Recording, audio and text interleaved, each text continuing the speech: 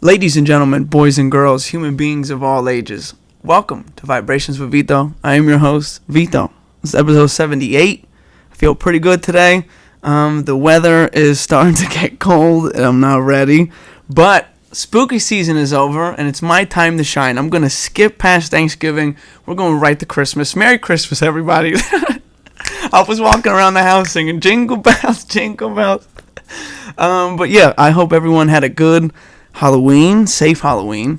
It is scary out here, but you gotta do your best. The message of the week is you must remember to love people and use things, not use people and love things. We live in such a materialistic world. People want things and they use people. You gotta cherish the people that are around you, because that's what we need. We need more togetherness. We need more love. So love people, use things. My guest this week is the definition of special. He's a man of many titles, from trooper to corporal to veteran to detective to a great father, a great husband, the man, the myth, the legend, Dave Coyne.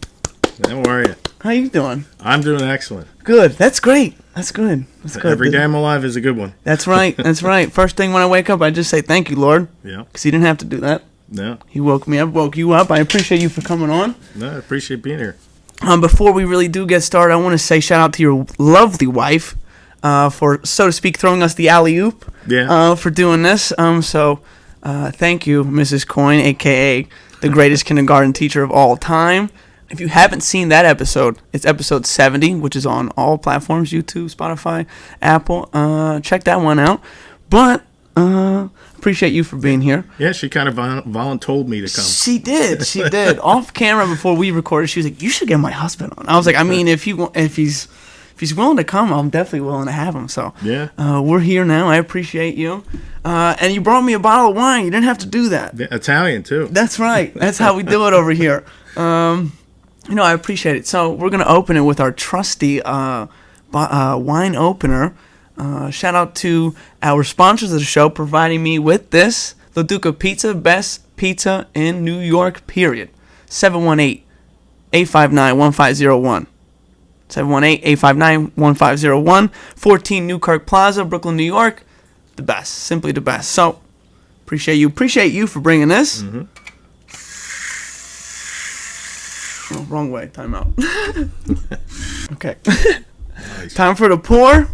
It's been a while. I haven't drank wine on the podcast in a little bit. Put your volume up. Time for the pour. Your nephew didn't want any? No. He's not old enough. Only when his parents aren't there. When they're there, when they're not there, he can have whatever he wants. Today's actually his birthday, so Nice. happy birthday, Mr. Lazybones. Appreciate Cheers. you for coming on. Cheers. Salute. Oh, this is nice. Oh, that is good. We don't talk about the brands here because they don't pay us yet. But I've had this brand before, but not this kind of wine. I like that. Chianti Classico. I like that. All right. I appreciate you. Okay, so when you were a kid, did you always know that you wanted to go into the force, so to speak, and be a police officer? When did that come to fruition? Well, as a kid, I always wanted to be like a service nature, firefighter, policeman, soldier, whatever it was. I always loved the fact that they were protectors, and like as a kid, you look up to your protectors, and Right. that's what I did.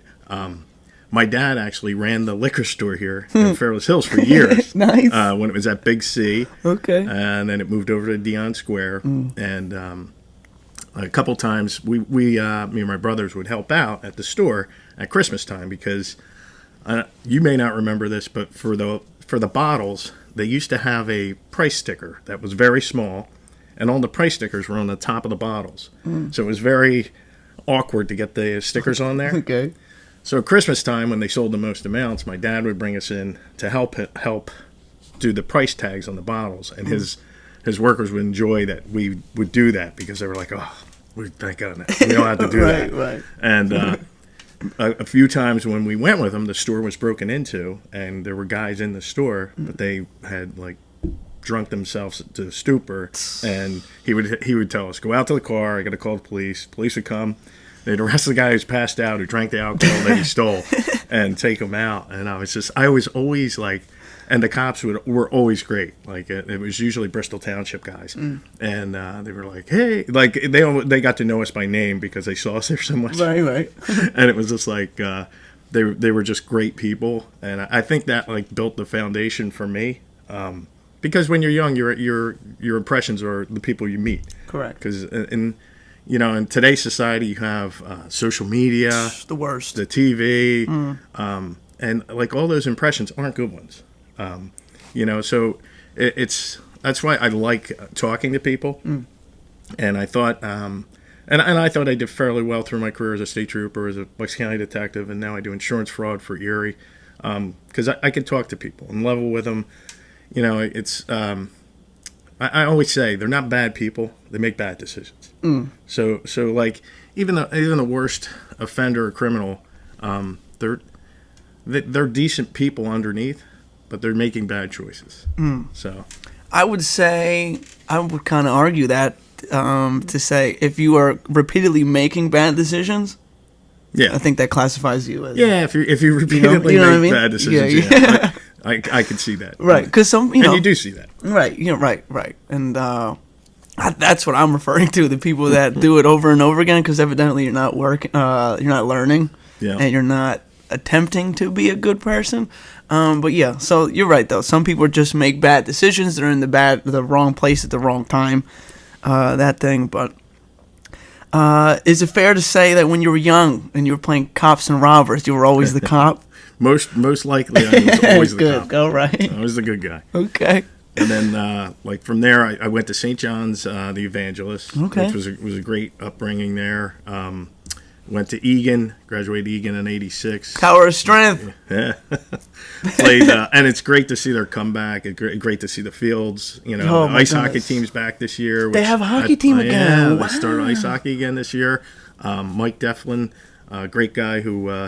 I'm a man of many hats. Okay. I don't know if my wife Clearly. told you. So, on top of all that you've said, I was varsity coach of Pennsbury Ice Hockey. Wow. I ran the Grundy Senators Ice Hockey Association. All right. I was the president of my detective union. I was in the State Troopers Union. So there was a lot that encompassed like my off employment hours. That's always had something going on. Where's Egan gonna be? Like, where's gonna be the home ice? So right now they're playing out of the Northeast Skate Zone, and it's up off of Route 1 by the old Nabisco factory. Okay. So it's right by there. That was, oh my God, the best was driving by there, and you could smell the cookies. Yeah, they have an Instagram page. You should get on it. Nice. Yeah. Nice. So okay. They, I think they teamed up with Methacton because they didn't have enough players. Of course, it's hard the first year. But eventually it'll grow, and they'll get some good players in there. And they have some good players. I think they already won one game. Nice. From good. what I recall. Shout out to them. Yeah. I like when I was there, they brought volleyball to the first men's volleyball for the first year. And one of my best friends was all Catholic for his first year playing volleyball, which is great. So shout out to Greg. That's impressive. Yeah, right? Yeah. And he loved it, so which is good. I was going to say, a starter sport when I was in high school was lacrosse. Lacrosse? They started lacrosse when I was there. Did you play? No, I did not. I graduated '86, so I played, my freshman year I played football. I played on the soccer team all 4 years, and then I played ice hockey all 4 years. Okay. So, and then ended up going to Millersville University, and I played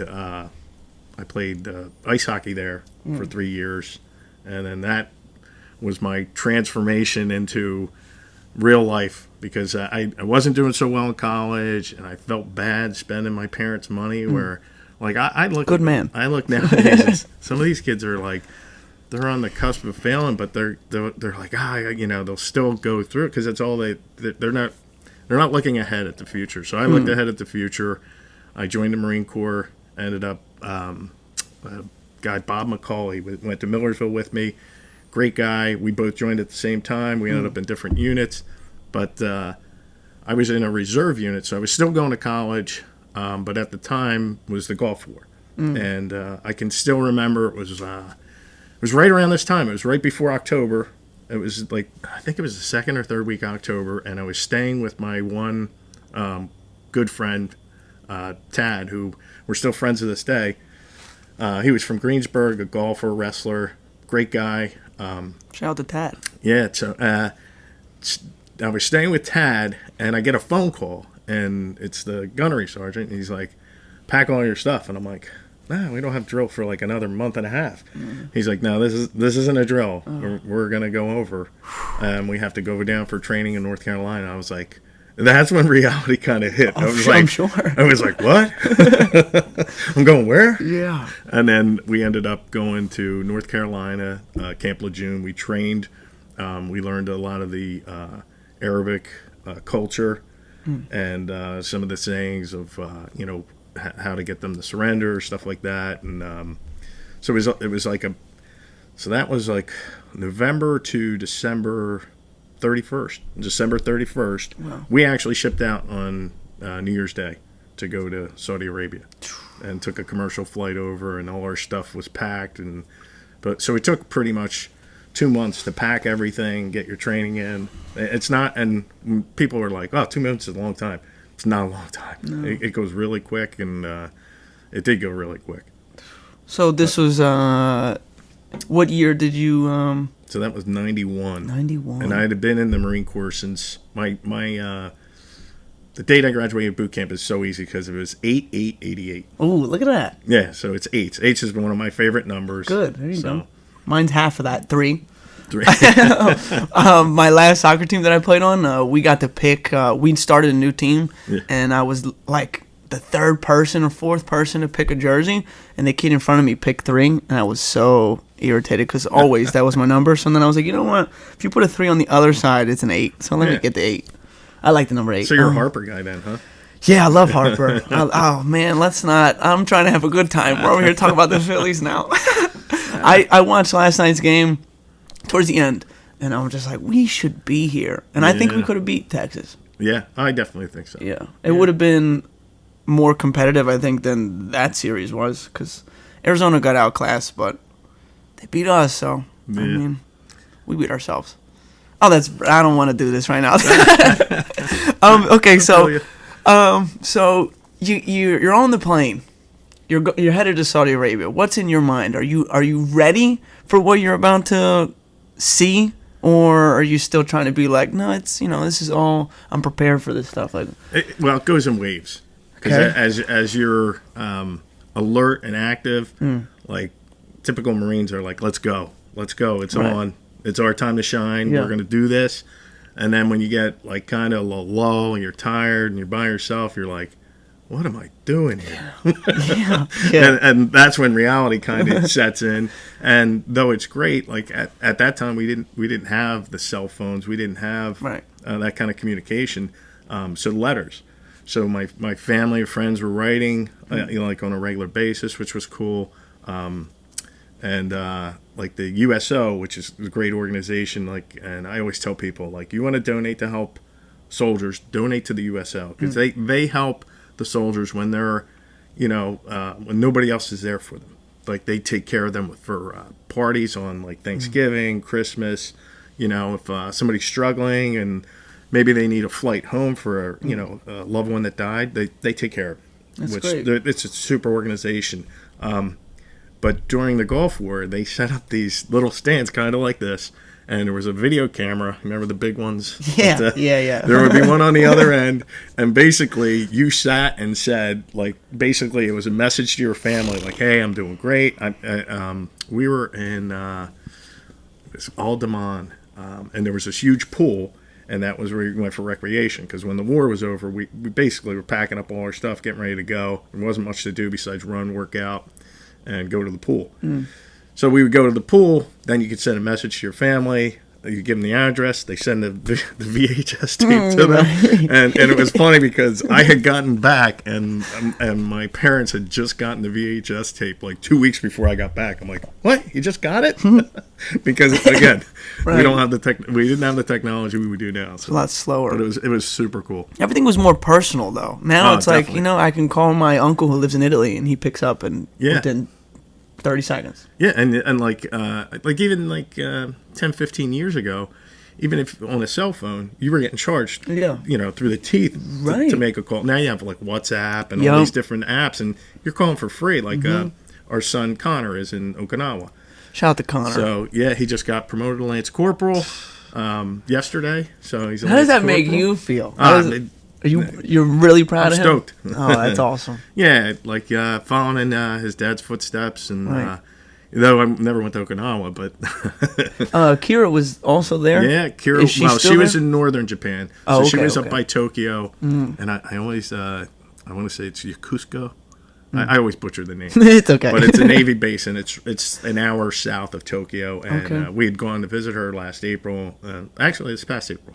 And it was awesome. That's amazing. Like the Japanese people, people are like, "Oh, it's so overcrowded," but the nicest people you've ever met. Like if you ever want to go there, it is. It's refreshing to see.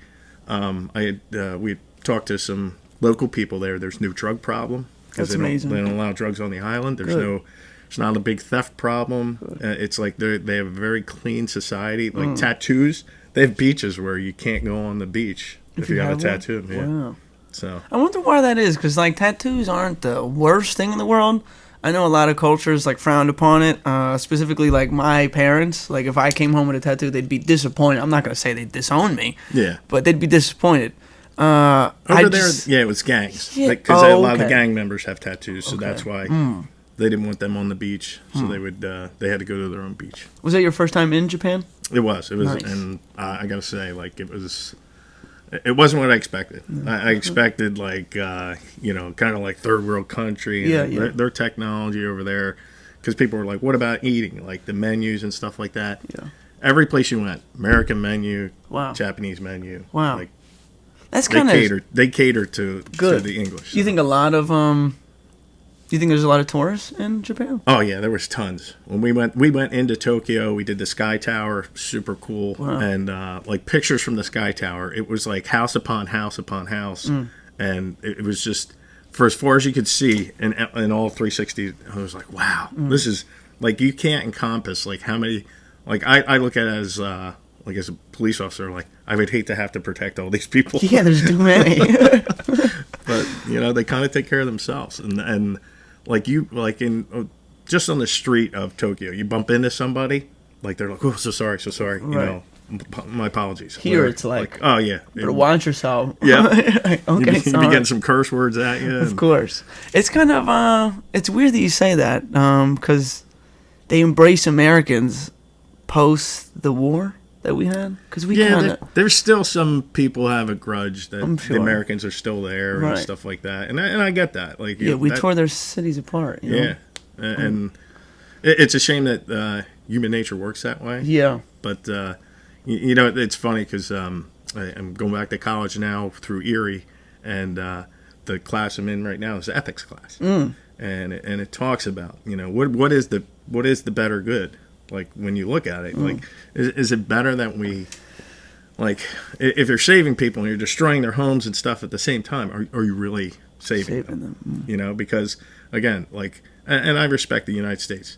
Right. Every place they have ever sure. gone in, they've rebuilt and brought the people back.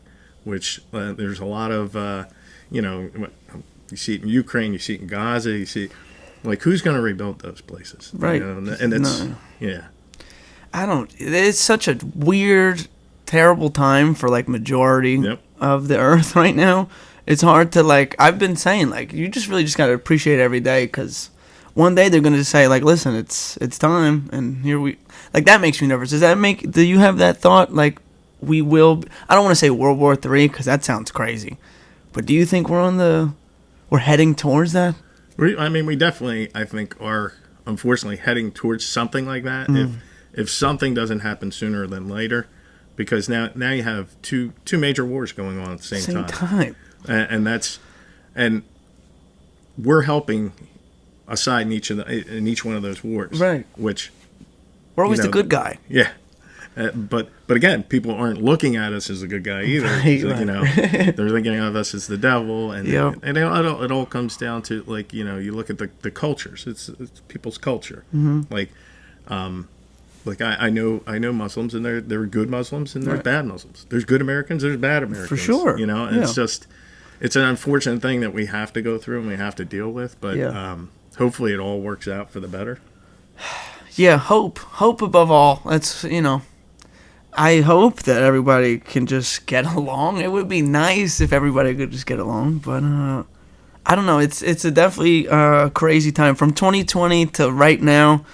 This is just one big, like, they're gonna teach this in history classes to kids to come. Like, this is what happened. Because when I was in school, it was like, there was the French-American War. You know what I mean? Yeah. Like, it's just, and we're living in the time where they're gonna teach to people like what was going on. During this time. That's kind of scary. And it's hard because, like, you look at Israel and Gaza, the Palestinians. Like, that has got to be the hardest choice for the Israelis to do what they're doing to Gaza. But, like, as a military guy, that's what terrorists do. Mm. They're gonna come into an area, they're gonna take it over, and they're gonna blend it. Like, and those people the Palestinians have no recourse, right? Because they're stuck siding with the terrorists who are amongst them, but at the same time, they probably want to help themselves, but, like, it's a catch-22 for them. Yeah. Which way do you go? And because you're kind of trapped either way you look at it. But I would hate to be in those people's shoes, and it's heart-wrenching to see what they're going through. Like, every day I look at the TV and I'm just like, wow. I try not to, because it's getting worse by the, like, you know what I mean? Seeing all these kids and the parents that can't find their kids. And I'm like, oh, man. But like you said, there's two wars going on at the same time. This new one is kind of overshadowing the Ukraine one. Mm-hmm. And it's kind of making people forget that it's still going on there. It's a real rough time for humanity. But let's hope for the best, you know? Let's hope for the best. Let's, I don't want to get too... No, let's go somewhere else. Let's do that for sure, please. Let me refill real quick. Oh, man. It's a dark time. Yeah. But we're going to get through it. We usually always do. Hopefully we do that this time. Now, like, when you were growing up, what did you think of police? Like, what was your impression of police? They are there to protect and serve. When I was a kid, I don't know if there was too much of negativity around the police. Mm-hmm. Nowadays, there tends to be the narrative, a lot of negativity around police. But when I was a kid, no, I don't think, because when I feel like, so I was born in 97. People always say that I don't know what I'm talking about, but I don't remember 9/11, the whole thing. I remember the moments where it was on TV, mm-hmm. And my mom was freaking out. I remember, this is my exact memory. I was watching Barney, sitting on the floor in the living room. My mom came in the living room, grabbed a TV remote, changed it, and then I just remember seeing chaos. I don't remember if I saw the plane go into I don't remember that. I remember chaos. She was frantic on the phone, and then I remember my sisters coming home early from school, which was abnormal. So I think from that point, I feel like we were real united for a little bit. And they probably took your TV show off too, right? Yeah, probably. Thanks. But I feel like everybody was embracing each other, and it was like America. Yeah. And the police weren't thought of like as bad guys. They were there. They came. They were. So my 9/11 you had a experience. Yeah. So 9/11, at that time I was a DOT inspector for the state police, where you inspect the DOT. What does that stand for? Department of Transportation. Okay. For the trucks. So I would inspect trucks, either put them out of service or citations and stuff like that. And at the time I was up on I-78 at the bridge for Phillipsburg, and I left that morning because I worked from 5 a.m. to 5 p.m. that day, because they usually give you 4 hours overtime for the truck detail. Okay. And we were up there, and like right around 9:30, and we had no idea because back then, like, we're out inspecting trucks, so we're not listening so much. At the time, I never had my radio on because it was a distraction while you're doing your job. So I didn't have my radio on, and then our corporal came over and basically said, "You guys got to go back to your stations like right away." And we're like, "What? What's going on?" I don't know what's going on, but go back to your stations. They'll tell you exactly what's going on, and I'm like, okay. So listen to the radio on the way down and hear about the towers being hit and stuff like that. Were like, both oh, already wow. hit when you got that call? Yeah. Oh, okay. Yeah, because it was it was almost 10 o'clock. So then I get back to the station. They're like, "Yep, getting your riot gear, get everything together, get a go, like we call them go bags." Okay. So you're putting extra ammo in, you're putting your stuff in for your riot stuff, and they posted 2 troopers at each of the station front in case anybody wanted to attack the station. That we already had somebody out there, and then they had set locations that they said, all right, they assigned each trooper to go to. So basically, for the next 3 days, I was on constant work, just because we didn't know if there would be other strikes or what. And I can't say the locations, but they were like, we're in a shell now, defensive shell, and that's where we go. And I can remember like talking to my wife, like she's like, "Well, where are you at?" I can't tell you, but just, I'm okay. That's I'm gotta safe. be tough. Yeah, so I'm safe, and I'll be home soon. That's I don't gotta know be when, tough but for her and for you. Her because she's worried about definitely. you, and you because you're like, I can't tell you. Yeah. Oh, that's a lot of the stuff in my careers. It was like so much information as a police officer. It's so hard not to tell people like what you're doing or people you're looking at, and then you see their associations, and you're like, you want to tell them not to associate, but it's better not to tell them associations or anything like that, or anything you think you know. So that was probably the toughest part of policing for me, because I know a lot of people, and I'm very outgoing, and people always be like, "Hey, you might know something about this," and it's like just biting your lip. Like, I don't know anything. I really don't. Oh, so you have the classified information? You know about the UFOs? What's going on? Nah, I wish. I don't believe you. But I did a lot. So I was a DOT inspector. I did safety seats for the kids, like installing safety seats for the state police. Okay. I was a field training officer for the state police. So when we had training, I trained the guys. Like we got the state police went to online accident reports. So I was the guy who trained them to say, all right, this is what we're going to do. This is how we're going to do it. I did a lot. I did surveillance. I did wiretaps, where you record conversations. Oof. There was I was a juvenile youth officer, where you dealt with juveniles and their process, because they have a different arrest process. There was a lot of stuff that I did in the state police. That insurance fraud, we got an insurance fraud. So I was in what was called an organized crime unit, which is like a majors crime unit in Philadelphia. My last 8 years, from 2008 to 2016, which was really cool. So we did like specialized investigations on burglary rings and credit card fraud, stuff like that, and insurance fraud. And the insurance fraud ended up getting me the job at Bucks County. Okay. So like Bucks County was looking, they had an insurance fraud grant. I knew the chief at the time. Chief says, "Hey, would you want to do it for us?" I was like, "Yeah, I'll do it." Right. So I ended up going there, and then they were like, "Hey, you kind of have a really good gift of gab. Would you want to do some other investigations that we could use you on?" And detective kind of stuff. Yeah. And I was like, "Sure." So that kind of opened the door to some of the homicides, and so I got into a couple homicides, and then I could tell you, just working there, like the manpower at Bucks County is just so, it's not there. Like you look at Montgomery County, I think they have 40 detectives. Wow. Bucks County has like 26. Oof. And they're pretty much similar in size, but it's just the way it's always been. And so like with working with Bucks, I was getting so much overtime, because it was like, hey, we only have this many guys. Right, understaffed, and they would keep calling you out. And I think, I was working the 60 to 80 hour weeks, and I was like, oh, this is, so I kind of like as you get older, you don't want to be chasing 20-year-old guys. Right, down the fair, street. fair. So I kind of that opened the door, and it, it's funny. Everything goes back to connections and people and people how you treat people. Yeah.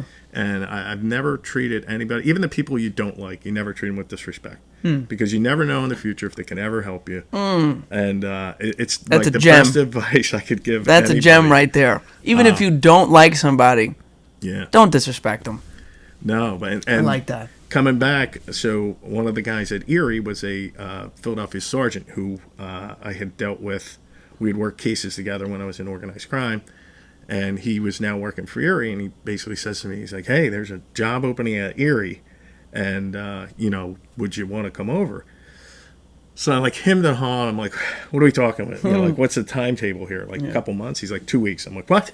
I'm like, 2 weeks? Like, that's a tough decision after being here, over 5 years. And I have, I had a lot invested in the county with a lot of big investigations. And I was like, I felt so bad, but at the same time, like you wear out as you get burnt out. For sure. Mentally, yeah. Yeah, you get burnt out mentally. One of the other things I was doing child pornography investigations. Goodness gracious. Which people are really sick. It definitely changed my view on a lot of things. Right. When it came to things like that, where like I felt like I have no mercy for these guys. Right. Like to me, like that's animalistic and it just wore on me, especially like I'm very faith-based with my religion. And, right. And when the opening came up for Erie, I'm like, you know what? I think it's time. And it all worked out, for the better. I have an elderly mother, and she she needed help. So it was like, now I can work from home, be with her, but I have to say, like, working for Bucks was like awesome. Like Matt Weintraub, the DA, super great guy. Like, across the board, no matter what party you are, people like him. He's just a genuine guy who appreciates people and appreciates, like, stands up for people. Yeah, you should. He doesn't care about your party affiliations or anything like that. He cares about being a good person, which I respect, and I loved it about him. Good. That's why I always give him props every time I can. Shout out to him, of course. What part of your career would you say you enjoyed the most? Because you did different stints and a couple years here, a few years there. Which part did you enjoy the most? I gotta say, like, it seems weird, but doing the internet crimes against children was a great gratification. Like, putting these guys away, like locking them up, it just made you feel like you were doing such a better good for the community. I like that, because like these, they're predators. Yeah, truly bad people. They are truly bad people. And then I look at, like, when I was in organized crime, and now I can say it, but like at the time I couldn't really say it. But like we would go after bookies, and I'm like, I have a hard time with that. If a guy wants to blow his money betting on stuff, right, that's his problem. Yeah, like is that a societal crime? I don't think so. The state's not getting their money or their taxes, or they, and I'm almost like, but to me, like that's one of those crimes. Like, we made arrests for it. We had to. Right. For your time while you were being a state trooper, did you have any like traffic stop stories? Anything that's wild? Because me personally, I've only been pulled over twice.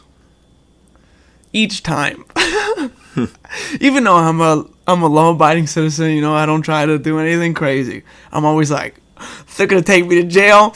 I'm gonna have to call my dad. He's gonna have to come pick me up.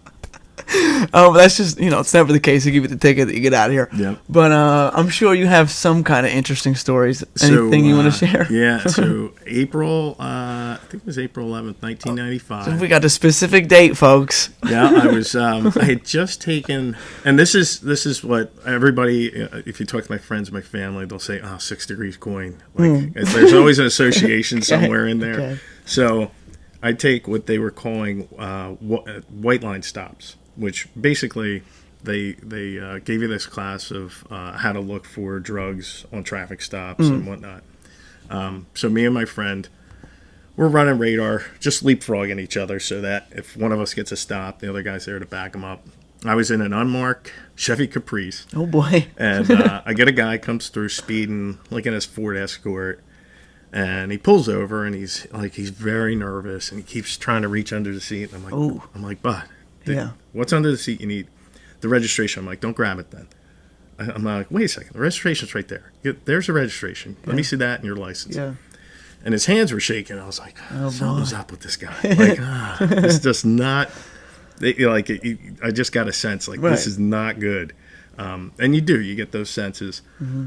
So I took his information. I go back and I call my buddy and I said, hey, something's not right with this guy. And I'm like, oh. And I'm like, I gotta go.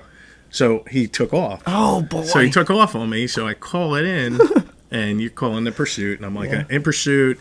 You give the tag information, blah blah blah blah, and as I'm like closing ground on him, I'm like right up on his tail, and I look and I'm like, I see this, and I'm like, what is he doing? Like, because you're doing like 90 to 100 miles an hour, it's like hard to see. I'm like, oh, that's a gun. So he pops a few shots at me. It's like a Mac 10, like a little semi-Uzi type thing. So he rattles off a few shots. So I'm like, shots fired. And the guy on the desk, I still to this day can remember. He's like, rocks, what? I'm like, not rocks, shots. Shots fired. And he's like, oh, okay. So the guy ended up. What he did was he shot out his passenger rear window, which shot out his back window, and all the glass flew on my car. So this was out by the Downingtown exit.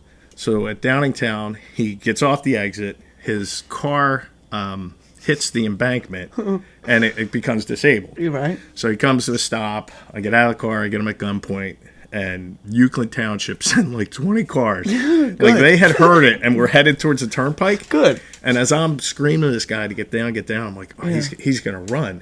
And I look in the background and I just see tons of lights of cop cars. I'm like, oh, awesome. That was probably reassuring, yeah. So, end up, the guy gets arrested, goes to jail for attempted murder and all this stuff. And on a police officer, let alone a trooper, excuse me. But he had, it ended up, he had like 3 pounds of marijuana on him. He had a drug warrant out of another county that was open that he failed to answer the charges. So, so that day, my lieutenant, like, I've been lucky through my career to have great leaders. My lieutenant goes, go inside, call your wife, let her know you're probably going to be on the news. I'm like, all right, but you're okay. Tell her you're okay. I'm like, okay. So I go in and I call Kelly. I'm like, hey, just so you know, I was involved in a shooting. She's like, what? You did it so casual. Yeah. So she's like, oh, are you okay? I'm like, yes, I'm okay. My lieutenant told you to call, blah, blah, blah. So I get home that night. And I'm playing with Kira, who was born 97 too. Right. So like 2.5 years old, and we had this plastic picnic table, and I'm playing with her, and I go to jump over the picnic table, and I trip myself, and I jam my hand down. I broke my hand. So when I came in the next shift, I have a cast on my hand, and like all the guys are like, I didn't think you got shot. I'm like, I didn't. And then I had to tell them the story, like, I tripped over my kid's picnic table. Shout out to Kira. Yeah. It was you probably walked in, they were like, oh yeah. So did he didn't shoot anymore after, like, during No, it was gun jam, thank God. Good. Yeah, so, good. Yeah. Oh, but man. it was just pure luck, and like I look at things like that, and like thinking back, like they do post briefings of like, what did you think, what happened, what did you do? Like I was always trained that if I'm in a car, like he's shooting at me and we're both driving, not to pull your gun out. Right. So I didn't pull my gun out. Good. I didn't pull my gun out until I got out. And a matter of fact, when I stopped the car and I'm using my door as a shield, and I have the PA telling the guy what to do, some little old lady walks up to me, taps me on the shoulder. She's like, "Excuse me, can I get through here?" Oh, man. And I was just like, I may have not been so nice. Probably not. Yeah, I wouldn't and I think some of the words were not so nice of "get back to your car." And but I still remember, like, afterwards, I'm like, I gotta go apologize to that lady. Did you? Like, that was the first thing I did. Did you I'm find like, her? like, here's this guy shooting at me, and I'm like feeling bad because of this lady's of like, course. you know. That just shows you're a good man. Yeah. Oh man, that's crazy. So during the stop, did you smell marijuana or no? No, at the time I didn't smell it, but You saw him just under the seat. Oh, so man. and later I found out, like, through his interview and whatnot, the gun was under the seat. So that's what he was reaching for. Oh, you think he was reaching for, or he was trying to get it out of reach? No, I think he was trying to reach for the gun to shoot it then. Oh my god! But I had kept and that's one thing I love about the state police. Their training is the best. Like, you know, they tell you all the things to check, and I always stood at the very back of the window. I never came up across from them. Because, again, you could be pushed. The door can push you out in the traffic, so I always stay back from the door. Because if they open the door, I got a clear shot of them. Yeah. You know? So I think that was the awkwardness. Like, he would have to turn all the way around to get a shot at me. Oh, my God. And then I kept noticing his hand going down. I'm like, dude, keep your hand up. Keep your hand up. Yeah. You know? He's saying registrations under there. Who puts a registration under the seat? Come on, dude. I hope he's doing better. I know. I hope he's alive. I hope he's found Jesus. Because in that moment, to want to shoot at a police officer or trooper, something's wrong. A couple screws are loose. So I hope he's all right. Oh, man, that's crazy. I had awesome details. I had you call him awesome. I call him frightening. Like when the Pope came. So we did. I was plainclothes security. Okay. So we blended in the crowd to see if anybody was jumpy. You know, jumpy or planning anything. You know, just to weed out the crowd. You just blend in with them. So it was me and the sergeant that I mentioned from Philly, who now works with me at Erie. Yeah. So it was me, him, and an FBI agent. They teamed you up with a Philly cop, trooper, and FBI. And that was your team, and they give you a certain block area in Philly, and you walk that, which was really cool. So I had that. I did dignitary protection, like when Obama spoke up here at where did he speak? What do they call it? The steel mill. Yeah. Okay. So that one, Laura Bush came to the Sheraton the one time. The Republican convention, I was with Joe Allball, who was the Secretary of State for George Bush. So I got to protect him during the Republican convention, which was a really cool. I get to be around like the whole convention, which was really cool. The guy Joe Allball actually invited me and my buddy. He invited our wives down to come to the speech on Thursday, which was. Got them up in the box, and they're sitting with Arnold Schwarzenegger, and my wife is just like, "This is great, this is great." Of course. And I'm like, "I gotta go." Like, I felt bad because I had to leave her. I'm like, "Right, you got to enjoy yourself, have fun." She's there with like Arnold Schwarzenegger, Ted Nugent. I'm trying to think of some of the other people over there, but she was loving it. I would too. I'd be like embracing the moment, like, "Look at this, the Terminators over there." But like this, my state police career by far, like. The coolest details throughout. Like any other high-speed chase you were on, or no? Just that one? Yeah, I had a couple of them. I had a couple on 95 here. One guy on a motorcycle who that must have been crazy. Yeah, he went down. He got all the way down to 676 and 76, and the Philly police ended up catching him. But, I always want to know what's through their brain, because it's not like a game of GTA where you can just go into the paint shop and you get a new paint, and then the cops are like, "Oh, well, we don't know where he went." It's like they first, like you said with that guy, you had his license plate. So where's he? Where's he gonna go? But I always just want to know how people's brains work in regular life, but especially in situations like this. It's bad decisions. Yeah, everything comes down to bad decisions. It's all Oh man. It really is. It was funny. You a few moments ago you were talking about you had to arrest a bookie and whatnot, but now every channel you turn on, they're promoting gambling, betting on sports, and so it's crazy how the world turns and how things all come back around. Because it used to be super frowned upon. You could go to jail, and now it's like I got $100 on Jalen Hurts to score a touchdown. Yeah. Exactly. And they want you to. They're like, we got a profit boost. We're going to boost this bet so you can make more money. It's nuts. Do you do any sports betting? I do not. Good. I've recently retired. Probably a good idea. And I odds are in your favor. I mean it, because like I've hit on a few bets where it like changes the week for you, and it's like, oh, this is great. And then, you get a for sure bet, and I have the air quotes up for people who are just listening, because you think it's going to hit, and then it doesn't hit, and you're just, the day's ruined. And I'm tired of doing that, because at the end of the day, you're giving them money. Oh, my buddy sent me the MGM. He's like, oh, I refer a friend. I'm like, I'm not doing that. I had somebody sent me a one. I never heard of this platform before. I have FanDuel, but I'm done. I'm telling you, I'm done. I really am. But he referred me to this thing I've never heard before. But it was like, I'll give you free $200, and I get $200 back. And I'm like, no, because then let's say I use this $200. Now I'm taking more money out of my account, and it's another platform that knows my banking information. Yeah. Can't have this. Yeah. So I'm glad you're not on the boat. Don't get on the boat. It's a scary boat. The waters are treacherous. Yeah, I could see that, definitely. I have a few friends that have hit for thousands of dollars, which is great. It's a great feeling. But at the end of the day, they keep betting. Mm-hmm. So I think like you didn't win. No. Because how much? Yeah. Did you? In the end, they're always going to make the profit. Right. And that's why they're there. Yeah, and that's why they want you to keep betting, because it's no. So I'm glad you're not on that boat. But that's interesting that, there was a time where like bookies were like, you got to get them. And now it's like, there can't be too much left. Too many of them left. No, not because not too many. You could do it on your phone. Yeah. The only ones that are probably left are ones that have a loan shark. That they get money off the loan shark. Right, old school guys. Then you're really hooked in, because you owe the money, plus you're gambling the money, so you're losing twice. Oh. That's the way I look at it. Rough.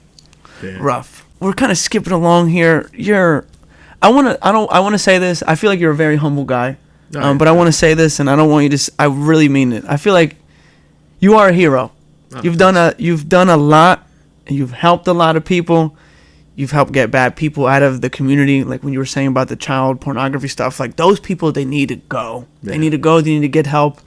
So from what you did, from serving into the Gulf War to protecting, what was the fellow's name you just said at the Joe? What was his name? Alv? Who, for the DA? Yeah. Wow, Matt Weintraub? No. Oh, I'm sorry. At the event where Barack Obama was doing I forget the guy's name. Anyway. Oh, Joe Albaugh. Yeah, there you go, Joe Albaugh. He later became the director of FEMA and had asked me to take a job as a security. See? And at that time, I think I had 10 years on the state police, and I talked to Kelly about it. I'm like, we'd have to move to D.C., and it's not a guaranteed job. And she's like, nah. Yeah. And I at that point, I had 10 years invested. I was like, nah, I can't do it. But it was awesome. He asked me, and I thought that, So that shows cool. a lot. That shows like he knows that you'd be able to do the job. You got a level mind. You know what I mean? Again, hero. I feel like you're gonna deflect it, but I want you to accept it. Hero, I appreciate you for coming on this podcast. I appreciate you. Kelly's the hero. She has to put up with me. Maybe you have to put up with her. Just kidding. I love you. But no, seriously, you've done a lot for this state, the world. So, we're grateful for people like you. I don't know if there's a lot of people like you left. Here's a question. Do you think that there's a lack or maybe a decrease of people wanting to join the force and be troopers and be... Oh, definitely is. There definitely is. Like the state police this past year dropped their 4-year college requirement just because they're hurting that bad to get candidates in. And it's not just there; it's in the military too. Right, right. People it's not an easy career. Whether you go military, whether you go police force, right. It's both are very stressful, and it's not made for everybody. Like I saw guys fall. There's a lot of suicide in both. Yeah. There's an organization called 22, where basically every 22 seconds, one of our veterans commits suicide. So. There's lots of good organizations out there. Like right now, I help Pat Murphy, who will ask me we'll have some veteran with a problem, and maybe it might be a police problem where you can't really turn to a cop and ask him. So I ask a former cop. So he'll get me hooked up with that person. That's nice. And I do it. I don't get paid for it. Right, I don't want to get paid for it. Right, it's basically like, from my experience. This is what you should do. There's a lot of cybercrime out there, and I don't know if like you guys, younger people are just starting to buy homes. Yeah. Like, make sure you get cybersecurity. So a lot of homeowners policies now will have cybersecurity, so that, say, if you're frauded by somebody on Facebook or something like that, at least you'll get some of the money back. Because a lot of the time the banks aren't, they're like, basically like, it's on you, you know? Yeah. Like you joined Yeah. to converse with that person. You gave them your bank information. So it's hard to say, is that really, you know, a fraud? Yeah. But then they're pretending to be people they, you know, they aren't. And so I get it both ways, but a lot of, like, I've dealt with that where he'll ask me to talk to certain veterans who have been scammed, like, and I'm like, first thing I say is check with your homeowners, see if you have the cybersecurity. If you have the cybersecurity, go put the claim in, you know, and then at least you're getting reimbursed for some of the money you lost. So, but everything comes full circle, like it does. We really were just does. talking about that, the bookies, and then now it's everyone wants to bet, and now everything is, life comes full circle. Okay, so I kind of want to. Last thing I want to touch on is your detective work. You were in the lead on a so I was for DiNardo. Yeah. So that was Maury McDonough, who's now the current chief. Okay. So he was the lead, but he was my on-call partner at the time. Okay. So I can, like, I remember things just like, because you're in a situation where, so at the time, Connor's playing a semifinal game for a tournament team down in Aston. Hockey. Yeah. And I'm on the bench, and I get off the bench because I don't answer the phone while I'm on the bench. Good. And if you ask my wife, it's probably the only time I don't answer the phone or look at my phone. So I get off the bench, I'm like, oh, holy cow, 11 missed calls. Yeah. This must be important. Right. So I'm like, hey, what's up? And he's like, hey, we got 4 boys missing. I'm like, oh, ping the phones, you know? And he's like, no, they did. It didn't work. We need you to come in. I'm like, all right, I'll come right in, you know? So I basically like, hey, can't make the championship game. I got to go in. So, you know, I leave there. I come up, and it was on a Sunday. And I can remember me and Dave Kemmer, the other detective who I normally worked with, they're like, hey, you gotta interview this guy about these 4 missing boys. And, you know, they give you some basic information of, you know, why you need to interview them, and things you want to ask and stuff like that. And it was, you know, and his lawyer sat in on it, and it was recorded and stuff like that. And it's mentioned in the affidavit that you know that me and Dave Kemmer talked to him and stuff. But one, like, a really grueling case, probably the best case that I've ever worked with, like with a group of different agencies, FBI. State police, local police, U.S. Marshals. I mean, anybody and everybody was involved in that case at some point.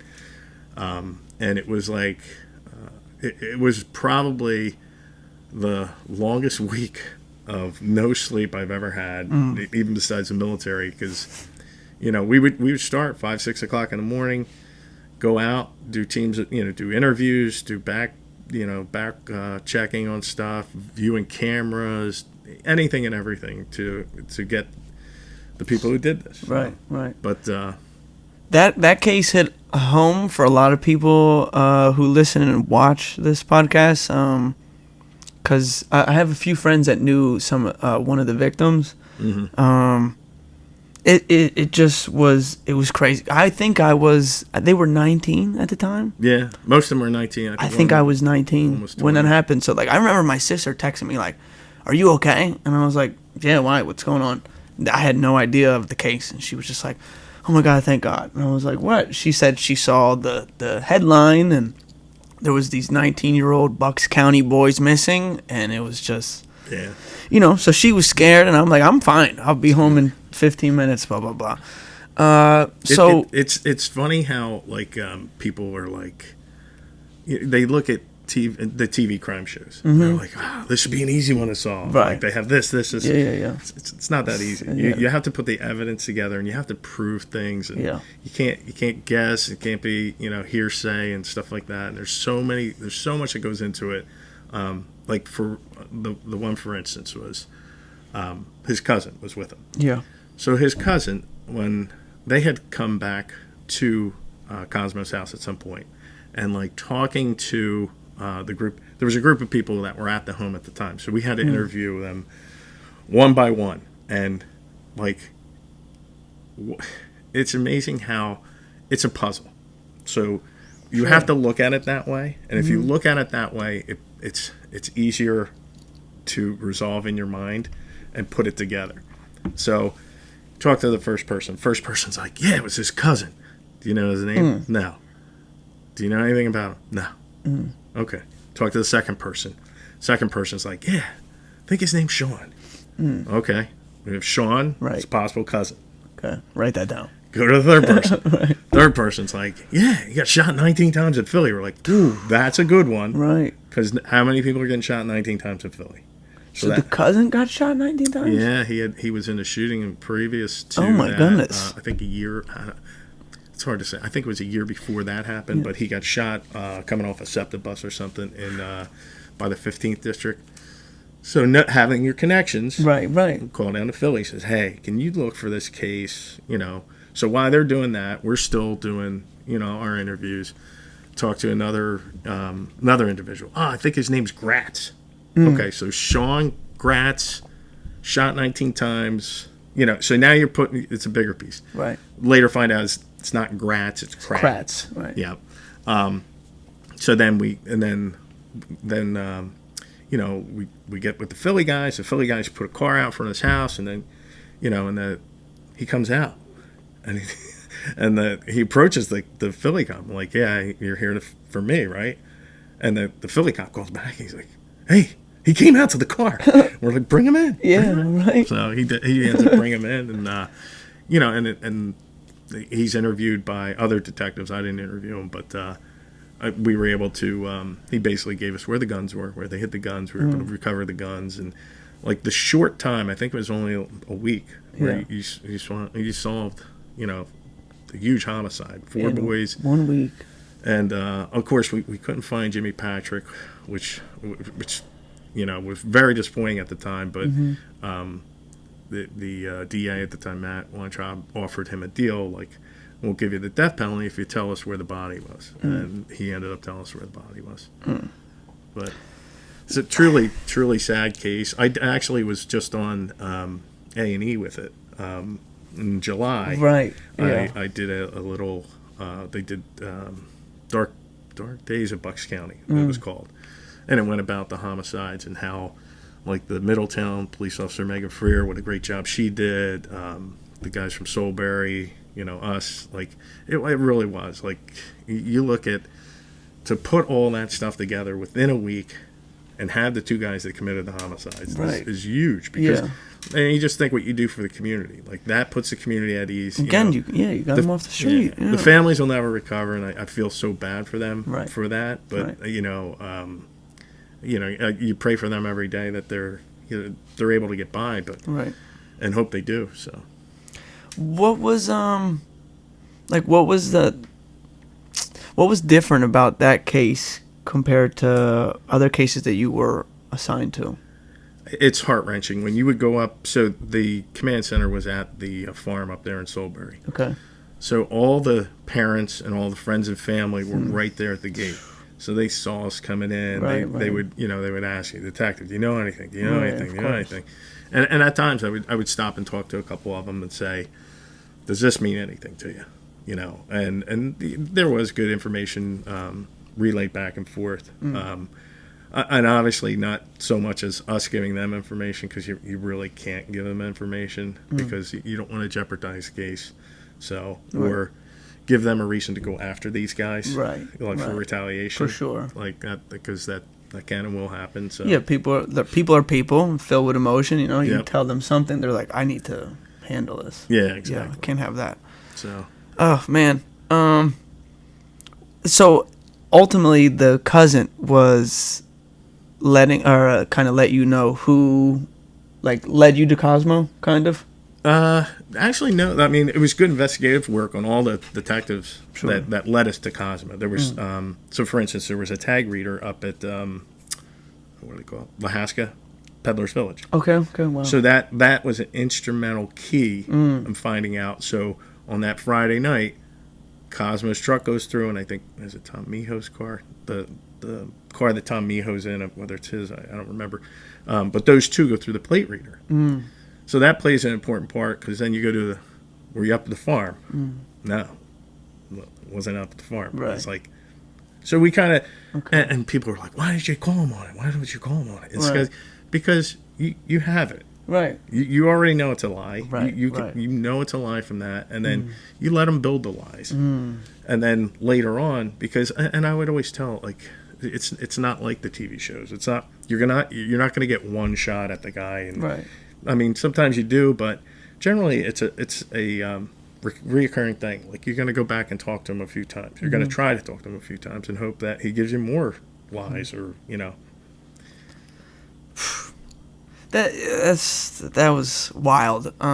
It was a week that it took you to crack the case, which is amazing. Yeah. But I remember that week being like so long, because we were like, Oh, I felt the same way.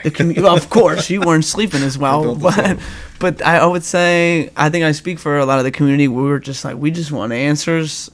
What happened? Who did it? Kind of thing. I laugh because so my daughter Bridget at the time was going to Ole Miss, which very far away. Right. And shout out to Bridget. Like, every time you see your kid call and they're not living with you, you get nervous. Yeah, you're like, oh, this is gonna be good or bad. Like, you're like, so you look at the phone, you're like, oh. So I get on the phone. She's like, Dad, you're on GMA.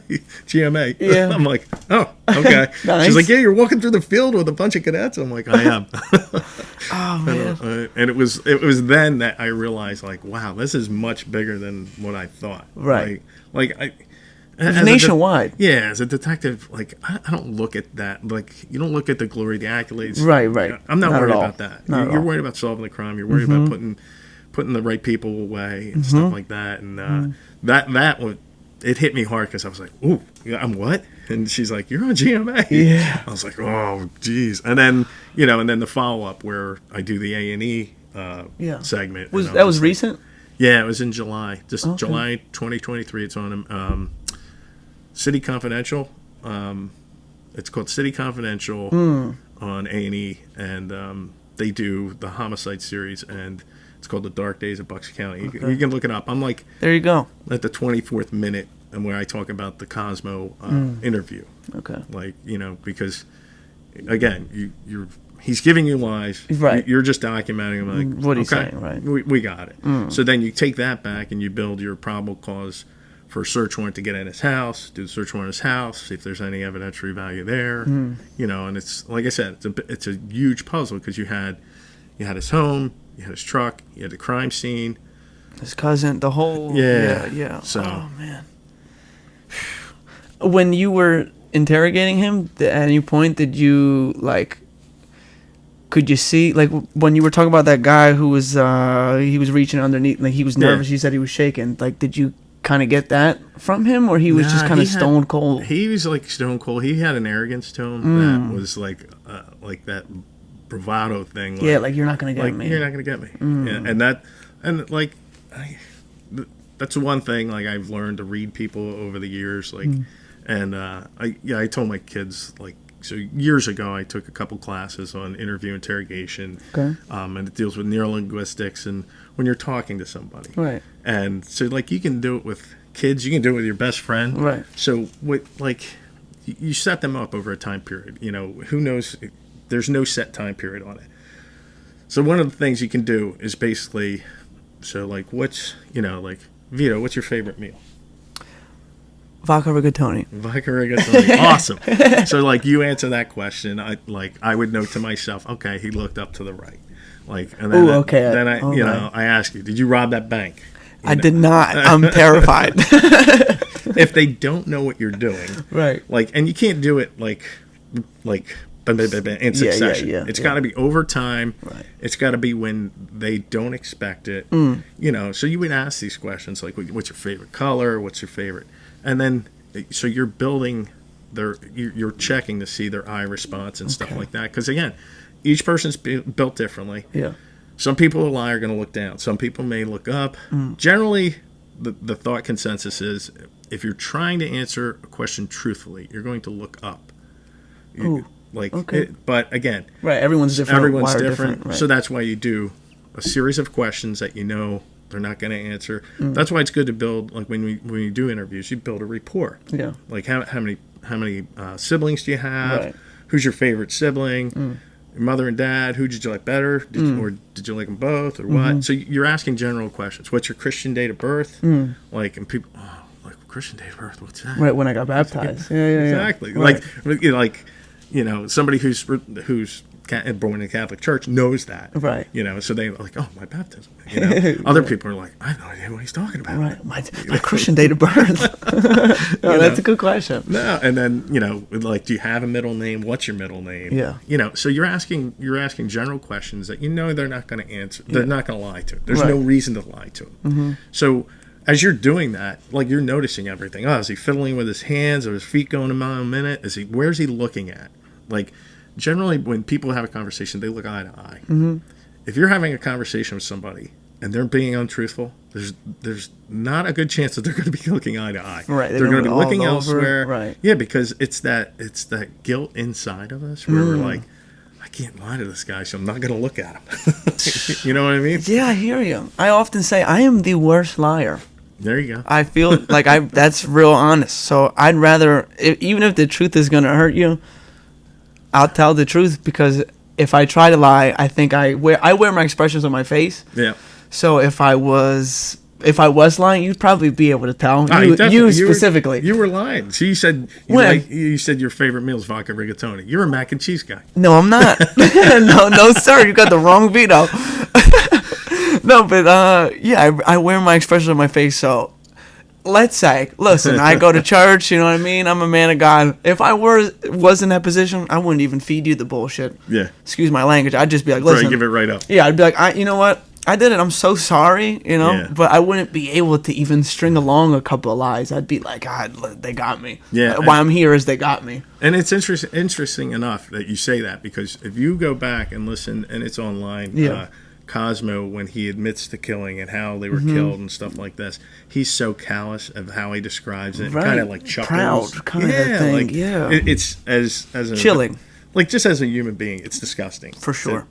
Like, that a person could be that callous and and do that to another human being. Yeah, I want to say, everybody lost somebody that day. That family lost their son, their brother, because he's away, and then the victims, they lost their loved one as well. So both sides lose somebody always in something like that, because someone's going to jail, somebody's going to heaven. But that's brutal. I'm sorry you had to hear that information, because he obviously had to explain what happened, how it happened. And that's definitely not easy for somebody to hear, especially, a man like you care. You have, so it must be tough. Like, you're listening to these gruesome details, and you just kind of write it down because it's, it's your duty, it's your job. Yeah. So, I commend you for that. But I'm kind of out of it now, which is a good thing. Which is good. Yeah, that's what I mean. So, like, you sort of retired from that. Yeah. And now you're into the insurance fraud thing, which is also, that's important too, because... Oh, it is. There's a lot of fraud that goes on with insurance. All kinds of fraud. And people don't understand. They'll be like, well, if like a roof is a perfect example. So say you get legitimate, roof damage, and then people add on, oh, well, it was the siding, it was this, because if I'm going to get paid, I want to get paid for everything. And it's like, it doesn't really work that way. Yeah. And but we don't get too much, like, a lot of it is like people with auto insurance who they let it expire, they they miss a payment or something, so their policy's canceled. So then what they'll do is they'll manipulate and they'll get insurance and then report after they have the new insurance, report the accident that happened like a day later. Right. And it's like, that's insurance fraud. Yeah, right. Now I gotta call you. Yeah, you can't do that. And I get it, because it's like, you think about it. Like, a lot of people don't have the $5 or $6 grand to repair car now, because honestly, the cars they build nowadays, they're made not to last. Right. No, seriously. So 100%. you get front end damage, you're talking $5-6 grand. Right. And if your insurance company is not paying it, most people can't pay that. So. Yeah. So it's not the easiest thing, but it's a lot smoother than what you were doing. Yeah. So Much easier. Yeah, I'm sure you appreciate that. I'm sure your wife appreciates that. You're not in danger all the time from time to time. Your kids as well. So again, a hero. A hero. I'm gonna say it a million times. I don't care. A hero. We appreciate you.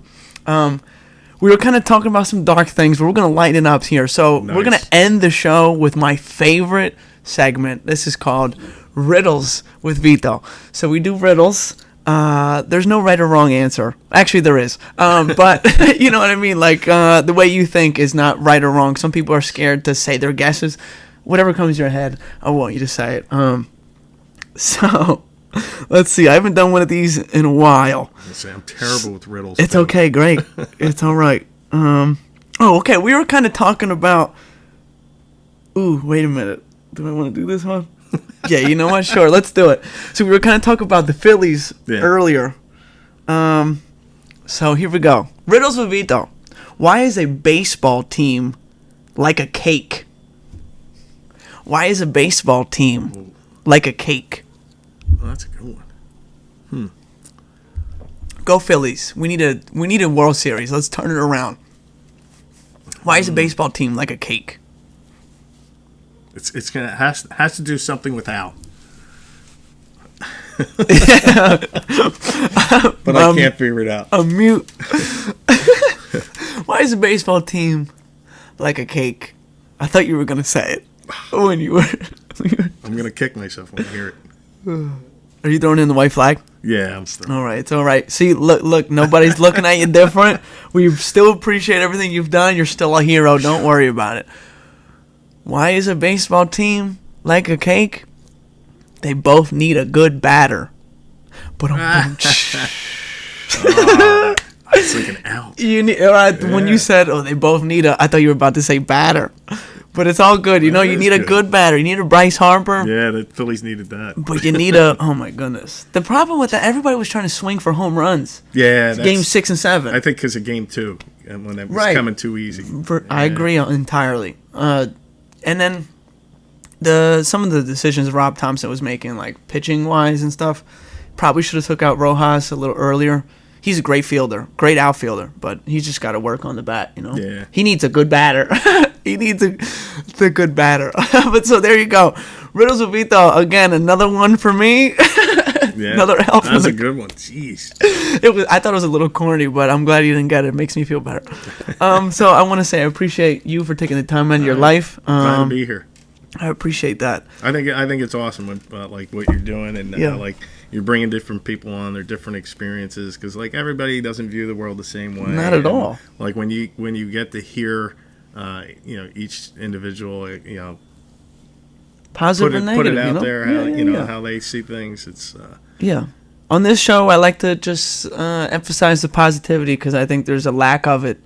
A lot of stuff that sells, quote unquote, nowadays is about like stuff that to me is corny. It's all about like you see on like on TikTok and stuff, like when people are interviewing other people in the streets, it's all about like sex and they're like, what's the weirdest thing? Like who cares? Like that's irrelevant. Who cares about that stuff? Why don't you ask somebody to spread a positive message? Like someone's having a bad day, give them a message that can make them feel better, get out of bed and maybe go apply for a job they didn't think they were going to apply for it. But people are focusing on the wrong things. It's all about social media and just corny stuff. Whatever celebrities are doing, I don't care what any of the celebrities are doing because none of that affects my life or my family's life or your life or none of that. So I don't care what Cardi B does on a Tuesday. I really don't. But it is exciting to watch sports every day and watch the pharmaceutical commercials and the betting commercials. Because that's all there are. I'm glad to see Jamie Foxx back on the betting commercials again. Makes me know he's all right. But yeah, like that, I just like to spread positivity. I try my best. Sometimes it doesn't work the way I want, but that's life. It doesn't always go the way you want. But so again, thank you for coming on. Yeah, I appreciate you. I'm glad I came. Yeah, I'm glad you came as well. I appreciate your wife. Shout out to Kelly. Appreciate your kids, Kira, Bridget, Connor. Shout out to all of you. Yeah. Bridget is moving. No, already did. So her and she moved. Yeah. Already? So Bridget and Kira both live in Colorado Springs, 7 minutes from each other. They both got really good jobs. Well, actually, Kira's going back to school. Nice, good. Her husband got a good job. Good. And then, so they're doing well. And I get to see our grandson. That's amazing. We're going to go out for Thanksgiving. See Great, them. good. It'll be really cool. Hope it's a safe trip. Hope you enjoy yourself. And then we just got to make a trip to plan to see Connor. That's a little further. That's going to be, how long is the flight to Japan? I think that's 17 hours. God bless America. I think it was 15 to Kira, 17 to Connor.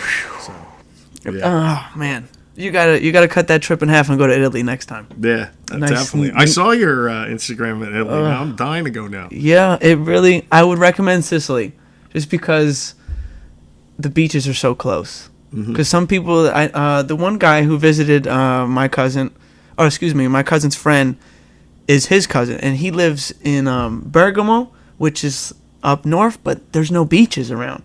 So I asked him, I was like, where do you, and he was like, oh my, I have to come here to go to the beach. And I was like, well, that's crazy. Yeah. So Sicily's the best place, I'll say. And a lot of people speak English nowadays, so it's a lot easier for. How did you get around? Did you use a train or did you rent a car? So I have the privilege of, a lot of my family lives there. So they gave you rides. Yeah. So I stayed with my family. It is, so last year when we went, we rented a car, which is very easy. You do that at the airport. They give you all the agencies are right there. So like right after you get your bags, you have all your bags. They're like all lined up, whatever you want to choose from. But we did it ahead of time. And then they started acting funny and charged us a little more. Oh yeah.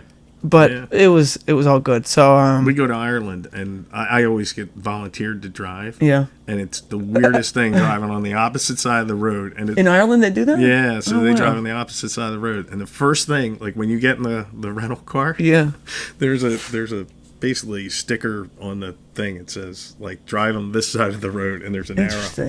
And every time we've gone, we've seen an accident coming out of the airport with somebody terrible. who was going up the wrong way. I'm glad it's never you. Is it stick shift, the cars? And well, yeah, that's the other thing. That's so you're doing it with the opposite hand, and it's right, because you're on the oh wow, it's so hard. That is once you're there for, like, I was finally getting the hang of it. Like when we'd stay a week or 10 days. Yeah. By like the 5th day, I got the hang of it. And we're leaving it. Yeah, right. Man, this sucks.